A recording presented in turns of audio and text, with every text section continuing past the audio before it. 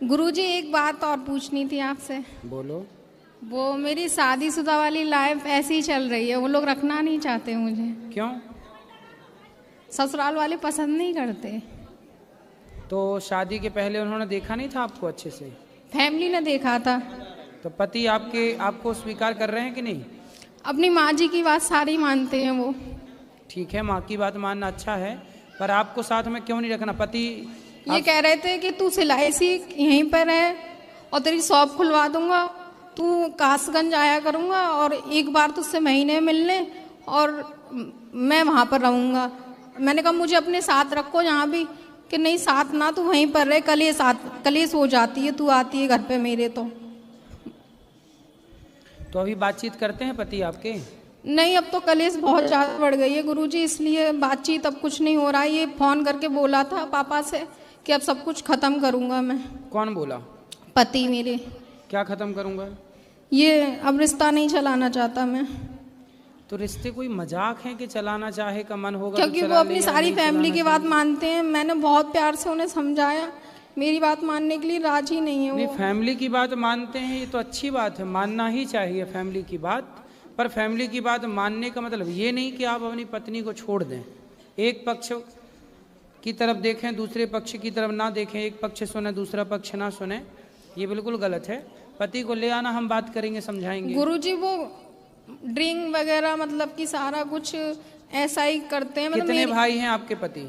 एक मेरे जेठ हैं और ये हैं, 2 सिस्टर हैं उनकी। तो जेठ अच्छे हैं? हाँ जेठ भी हैं, लेकिन ये ड्रिंक वगैरह वो भी कर लेते हैं, कभी कभार ये भी कर लेते हैं, कभी कभार। जेठ की गृहस्थी बढ़िया चल रही है? हाँ उनका ठीक है, उन पे बच्चे हैं, मेरे पे बच्चे नहीं हैं। कितने वर्ष हो गए विवाह के? 34 साल चल रही है गुरुजी। 4 वर्ष जी। तो बच्चे नहीं हैं इसलिए परेशान तो नहीं करते? ऐसा ही मुझे लग रहा है, कहीं सासू माँ ने भी दिखाया भी नहीं है। पति से बोलती हूँ आप दिखाओ, पैसा कमाते हो, आप जॉब करते हो, तो कह रहे थे दिखाऊंगा तुझे दिखाऊंगा, ऐसे ही बोलते रहते हैं, लेकिन अभी तक उन्होंने दिखाया नहीं है। उनकी माँ सबसे बोलती है इसे छोड़ूंगी मैं, इसे रखना नहीं चाहती हूँ मैं। पति को ले आना हमारे पास, बात करेंगे। गुरुजी मैंने उनसे बोला था एक बार आप भागवत में चलो, गुरुजी से मिलेंगे, कि मैं नहीं तुझे जाना, तुझे कहीं मना नहीं है, तू जा सकती है, दर्शन कर बिहारी जी के, लेकिन कहीं भी जा। आपको ना भी अपने पति से दूर नहीं रहना चाहिए। गुरुजी तो लेकिन वो रखना नहीं चाह रहे, ये कह रहे हैं कि अगर तू घर पे आएगी तो मेरे घर वाले तुझे घुसने नहीं देंगे। घर वाले कौन? सासू माँ। अरे सास की छाती पे चढ़ जाना तुम, बोले काहे नहीं घुसने दोगी बुढ़िया, हम भगा के आए हैं तुम्हारे पति, भगा। हम शादी अच्छे से हुई थी, राजी मर्जी से। हाँ, शादी फैमिली की दोनों की मर्जी फिर से। बोले तब आंखें फूटी थी, तब देखा नहीं ये था। कह रहे अब बोलते हैं कि तू जान और तेरा हस्बैंड जान, इसमें हम लोग कुछ नहीं, हम तो तुझे वहीं रहो, छाती में मूंग धरो, सास की छाती मूंग धरो, वहीं रहो। कहीं ना ऐसे छोड़ के जाओगी वो दूसरा सेट कर लेगा। तो यही तो सुनने में आ रही है गुरुजी कि उन्होंने फोन आया था मेरे पास दिल्ली से ही कि तुम्हारे हस्बैंड ने दूसरी कर ली है, वो इसलिए तुम्हें साथ नहीं रखना चाहती। अरे तो तुम दूर रहोगी तो वो कर ही लेगा, इसलिए रहो ना वहीं, सब देखो अपनी आंखों से। और जहाँ वो जो दूसरी लाए उसके दांत तोड़ के दो तीनों गिफ्ट करो उसको। ऑफिस है उनका, तो सुनने में आता वहीं पर रूम ले लिया, वहाँ पे वो रहती है। और मुझसे बोले थे तू आ जाएगी तो महीने में 4 बार आया करूंगा तेरे पास और मैं वहीं पर रहा करूंगा, अगर आना है तुझे आ जा, नहीं आना है तो ना। कोई महिला के साथ यदि आपके पति का चक्कर है, पता नहीं गुरुजी, लेकिन सबका फोन आया। पता नहीं क्या, पता लगाओ।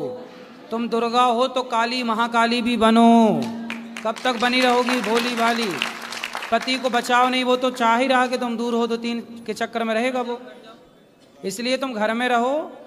अब सास जब अपनी तरफ से सब कार्य कर ली तो उसको उसके तरीके से समझाओ, हाथ जोड़ के समझाओ दुनिया वालों को। यदि हाथ जोड़ के नहीं माने, नहीं मैंने गुरुजी सब तरीके से कर लिया। अरे सुनो, हाथ जोड़ के समझाओ दुनिया वालों को तब तक जब तक हाथ जोड़ने से लोग सुने। नहीं सुने, हनुमान जी लंका गए थे ना, तो सबको समझाए भैया हमें फल खाने दो, भूख लगी है। जब ज्यादा ही चढ़ाई किया तो हनुमान जी ने पकड़ पकड़ के मारना शुरू किया लंका वासियों को। रावण बोला हमें हमारे लोगों को क्यों मारा? हनुमान जी बोले हम नहीं मारे, जिन मोहि मारा ते मैं मारे, जो हमें मारेगा, जो आपका घर बिगाड़े उसकी छाती पे चढ़ो। मैंने 4 साल से गुरुजी सबकी सेवा करी, जैसा वो साथ चाहती थी सब सेवा तो करते ही रहना सबकी की, लेकिन फिर भी कोई समझने के लिए वहाँ कोई पक्ष में मेरे साथ खड़ा नहीं है। भगवान आपके पक्ष में, हम बोल रहे हैं जो वो करो।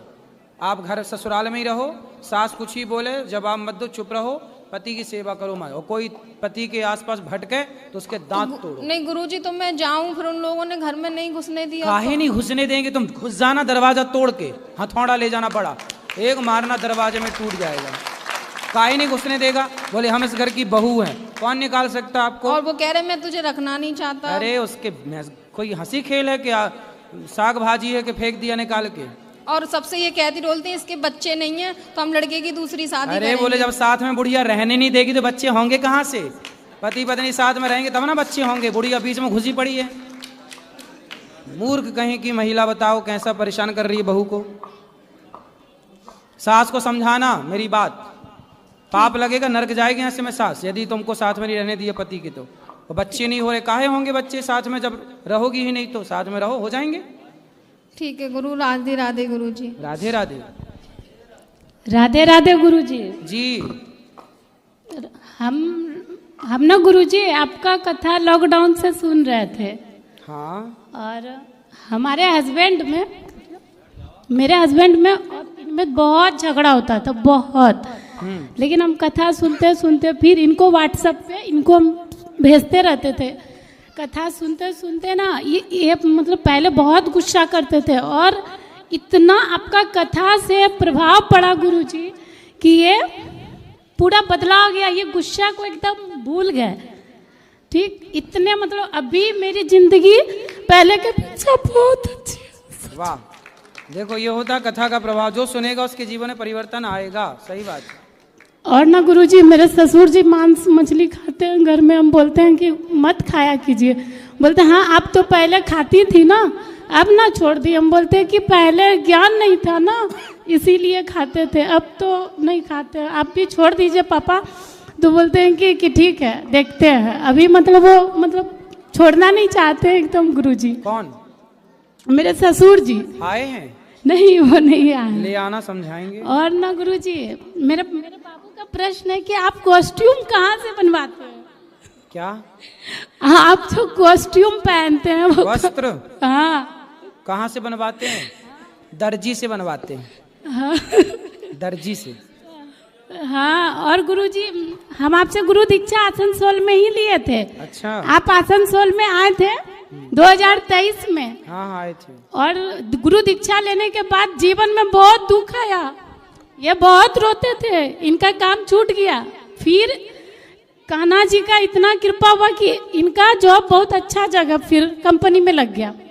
उसके बाद पहले तो बहुत रोते थे गुरु दीक्षा के बाद, लेकिन वो धीरे धीरे जो परेशानी खत्म हुआ, अभी बहुत अच्छा है लाइफ। और गुरुजी को और एक बात बोलना था, गुरुजी आप ये कैसे कर लेते हैं कि हम लोग मतलब घर परिवार में रहते हैं तो देखते हैं कि किसी के घर में 4 गेस्ट भी आ जाता ना, तो मुंह उधर घुमाता है, मुंह उधर घुमाता है कि मतलब खाना देना पड़ेगा, ये सब लगता है। लेकिन हम देखते हैं कि आपके यहाँ सुबह 8 बजे से रात 12 बजे तक, हम 2-3 दिन से यहाँ वृंदावन आए हुए हैं आपके दर्शन के लिए, तो देख रहे सारा मतलब सुबह से रात 12 बजे तक रसोई चालू ही रहती है और सब लोग खाते ही रहते हैं। पता नहीं है भगवान और आप क्या करते हैं जो रसोई में खाना कभी कमता नहीं है गुरुजी। ये जगन्नाथ जी की रसोई है, भगवान ही अन्नपूर्णा साक्षात लक्ष्मी जी बैठी हैं। बस गुरुजी, और बहुत अच्छा लगा आपका ये नया मतलब कि भगवान जी जो ऊपर में प्राण प्रतिष्ठा की, ये बहुत अच्छा है। और खुश रहिए, खुश रहिए जी। राधे राधे गुरुजी। हाँ जी। गुरुजी प्रणाम जी। गुरुजी मैं आपकी कथा ना लॉकडाउन से सुन रही हूँ। लॉकडाउन से? हाँ जी। कि लॉकडाउन से? लॉकडाउन जो लगा था ना, अच्छा, तभी से सुन रही हूँ जी। तो गुरुजी मुझे मेरे पति जी वो डिप्रेशन में रहते हैं 15 साल से, उनको भी अपना आशीर्वाद दीजिए। बिल्कुल। हाँ, मेरे 3 बच्चे हैं, उनको भी मेरा अपना आशीर्वाद दीजिए। खुश रहिए। हाँ जी। सबको 3 बच्चे हैं आपके? हाँ जी। चलो अच्छा, तीनों को हाँ, आशीर्वाद। एक ही शादी हो गई है और एक लड़की पढ़ रही है, लड़का भी पढ़ रहा है। खुश रहें आप सब। और हाँ किसी का कोई प्रश्न? हाँ जी। नमस्कार गुरुदेव जी। गुरुदेव, जब से मैंने आपका भागवत देखा है मैं ज़्यादा तो नहीं, बस थोड़ा बहुत संगीत करता हूँ, लेकिन जब से आपको देखा और आपके शब्दों को सुना है, जब से मेरे अंदर बहुत बदलाव आया है और मेरा जो परिवार है वो भी बहुत बदलाव आया है। मेरे 2 बच्चे एक्सपायर हो चुके हैं, मेरी पत्नी पहले बहुत ही टूट चुकी थी, लेकिन जब से मैंने आपकी भागवत सुनी और उसे समझाया, उसे भी भागवत को दिखाया, वो भी बहुत है। तो मैं 2 शब्द बोलना चाहूँगा कि गुरुर् ब्रह्मा गुरुर् विष्णु गुरुर्देव महेश्वर गुरुर् साक्षात परम ब्रह्म तस्मै श्री गुरुवे नमः। वाह, सुंदर। जय जय श्री राधे। सुंदर। राधे राधे गुरुजी। हाँ जी। गुरुजी, मैं बिहार से मिथिलांचल से आया हूँ आपके दर्शन मात्र के लिए। मेरा एक छोटा सा प्रश्न है गुरुजी, क्या हम जो भाग्य रेखा होते हैं हमारे हाथ की, या जो भी कुछ बताते हैं पुरोहित आदमी, वो क्या सत्य होते हैं? उन पर विश्वास करें, क्योंकि जो जीवन में वर्तमान में चल रहा है हमारे साथ और जो रेखा वगैरह बताते हैं उसमें फर्क बहुत होता है। ऐसा है ना कि लिखा तो सब कुछ है जी गुरुजी, हाथ में, रेखाओं में सब कुछ लिखा है, लेकिन अब ये विद्या किसी को आए तो ही वो बता पाएगा। जी अब जी विद्या आई ही नहीं रही है, तो वो लिखा तो सब है, पर बताए कैसे? जी जी तो जरूरी नहीं है कि ये विद्या सबको आए, और ये भी है कि बहुत लोगों को आती भी है ये विद्या। अब किसको आती है जी जी अब ये तो भगवान जाने किसको आती है, लेकिन जब आएगी और जो सही जानता है वो बिल्कुल सही फलादेश करेगा। लिखा तो भाग्य की हाथ में भी लिखा है, माथे पे भी लिखा है, शरीर के अंग देखने जानने वाले तो पांव के जो तलवे होते हैं ना, उसकी रेखाएं भी पढ़ लेते हैं। जी जी, जैसे कुछ कहते हैं कि तुम्हारी भाग्य रेखा खराब है या तुम्हारा भाग अच्छा नहीं चल रहा है, किस्मत खराब है। वैसे मैं अभी आपको एक बात बताऊं, रेखाओं के चक्कर में ना पड़ो, अपनी रेखा, अपनी लकीर, अपनी मेहनत से बड़ी करो बस। जी गुरुजी, बहुत बहुत धन्यवाद। राधे राधे गुरुजी। मेहनत करो, काम करो, बस रेखाओं के चक्कर में नहीं। पूज्य महाराज श्री के चरणों में कोटि कोटि प्रणाम। महाराज जी, मैं पंडित अवधेश व्यास गुना मध्य प्रदेश से आया हूँ। महाराज जी, मेरा प्रश्न है, जैसे कि अभी होली का त्यौहार आने वाला है और आज भी जो बाजारों में जुलूस निकलते हैं, जो भजन संध्याएं होती हैं, उसमें लड़कियों को, लड़कों को भगवान के कपड़े पहनाकर नचाया जाता है, तो ये कितने प्रतिशत तक सही है और क्या ये ऐसा होना चाहिए, और अगर नहीं होना चाहिए तो इस पर रोक कब लगेगी? और मेरा दूसरा प्रश्न है कि गुरुदेव, चाहे आप हों, चाहे हमारे बागेश्वर वाले महाराज जी हों, चाहे परम पूज्य श्री प्रेमानंद जी महाराज जी हों, जो भी हिंदुत्व के लिए आगे आता है, जो धर्म के लिए आगे आता है, उसका विरोध प्रारंभ हो जाता है। इसका प्रमुख कारण क्या है? बस मेरे ये 2 प्रश्न हैं गुरुदेव। देखो, विरोध क्यों प्रारंभ होता है ये सवाल आपका है। जो फलदार वृक्ष होता है ना, जो गुणों से भरा है, उसी वृक्ष की ओर लाठी और पत्थर फेंके जाते हैं। आम का पेड़ फलों से भरा है तो उसकी ओर ही लाठी और पत्थर फेंके जाएंगे ताकि वो गिरे और कोई उसे प्राप्त करे। बबूल के तरफ तो कोई लाठी और डंडे नहीं फेंके जाते, ना पत्थर फेंके जाते। जो संत महापुरुष गुणों से भरे हैं, अच्छाइयों से भरे हैं, जिनकी प्रशंसा होती है, उनकी आलोचनाएं भी होती हैं। तो जो अच्छा कार्य करता है, कुछ लोगों को वो अच्छाई नहीं दिखती तो वो विरोध करते हैं, वो गलत बातों का प्रयोग, शब्दों का प्रयोग करते हैं। इससे परेशान होने की जरूरत नहीं है। सदा से अच्छाई बुराई रही है, ये बैलेंस है ईश्वर का। यदि मुझे 10 लोग अच्छा कहेंगे तो 2 लोग बुरा भी कहेंगे, तो मुझे 10 लोगों के अच्छा सुनने से यदि प्रसन्नता होती है तो 2 लोगों का बुरा सुनने से मुझे अप्रसन्नता नहीं होनी चाहिए। ईश्वर बैलेंस बना के चलते हैं हर चीज का।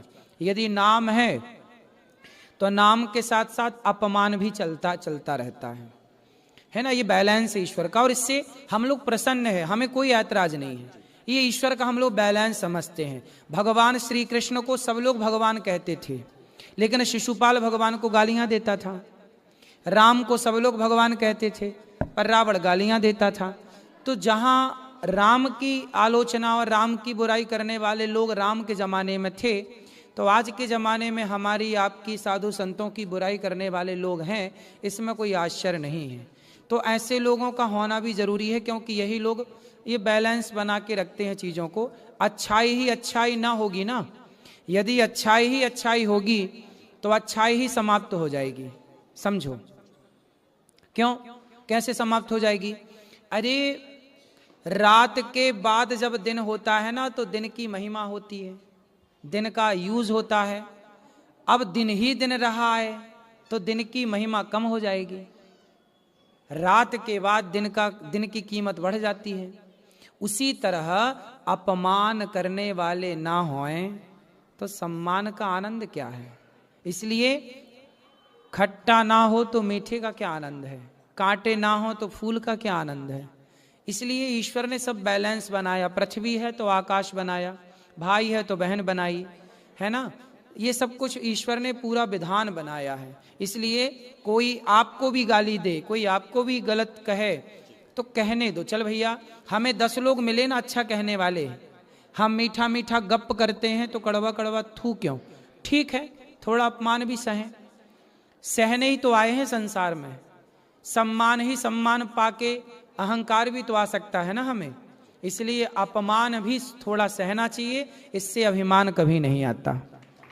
जी गुरुदेव, और मेरा जो पहला प्रश्न है उस पर आप क्या कहना चाहेंगे? उस पर यह है कि जो छोटे छोटे बच्चे हैं, जैसे 5 साल की कन्या है, 10 साल की बेटी है, इन लोगों को राधा कृष्ण बनाने की परंपरा हमारे यहाँ रास होता है। जी, जैसे रामलीला होती है जी, ऐसे रास लीला होती है।